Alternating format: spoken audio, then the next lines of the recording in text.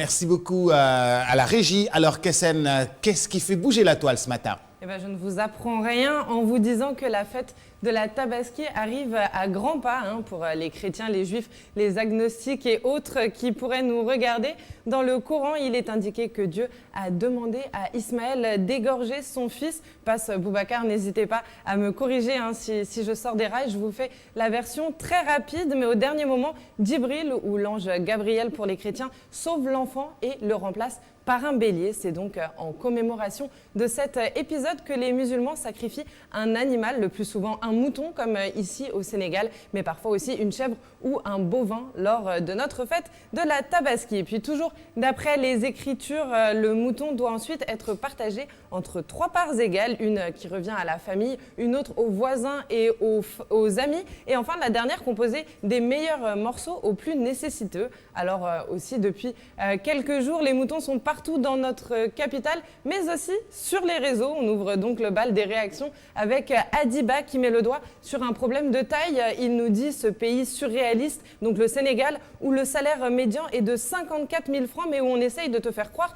que tu ne peux pas avoir un bélier à moins de 100 000 francs. Et effectivement, si on trouve parfois des moutons à 50 000 francs, les moutons peul-peul, comme m'a dit Passe tout à l'heure, la plupart des foyers fait un gros effort pour acheter une bête entre guillemets, et j'insiste sur le entre guillemets plus noble, quitte à mettre en péril leurs finances du mois suivant. Alors autant cela semble énerver Adi, autant il y en a qui choisissent d'en rire. C'est le cas de Pa Diabel Mbaye qui nous dit qu'il ne vaut mieux pas aller faire ce genre d'achat avec sa compagne. Alors pourquoi? Il nous l'explique dans un autre tweet, car elle va vouloir acheter un mouton à 300 000 alors que son mari n'a un budget que de 75 000 francs. Un tweet évidemment humoristique, et au-delà de l'aspect un peu misogyne, on le prend bien sûr au second degré. Force est de constater que beaucoup d'internautes en tout cas se sont identifiés à ce post. Gomez qui nous dit « erreur de pauvre », ce à quoi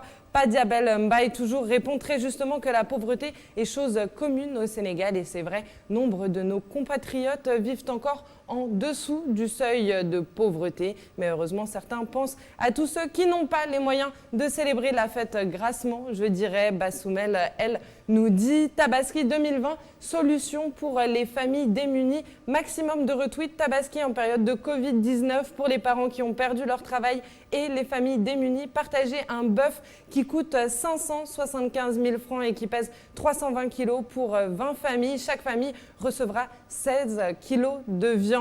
Une belle initiative qui nous amène donc à cette parfaite conclusion d'Awassar qui nous rappelle que la crise sanitaire de la Covid-19 a engendré également une crise économique. Elle nous dit « Pensons à gérer nos dépenses pour la fête et pour l'après Tabaski ». C'est une réflexion très juste. Il n'y a pas de manière parfaite de fêter cette célébration religieuse. On n'a pas besoin d'être riche pour être un bon croyant, un bon fidèle. Donc que ce soit avec un mouton à 50 000 francs, avec une chèvre, un poulet ou même avec un ladoum à plusieurs millions, sachez qu'en tout cas la fête est faite pour tout le monde.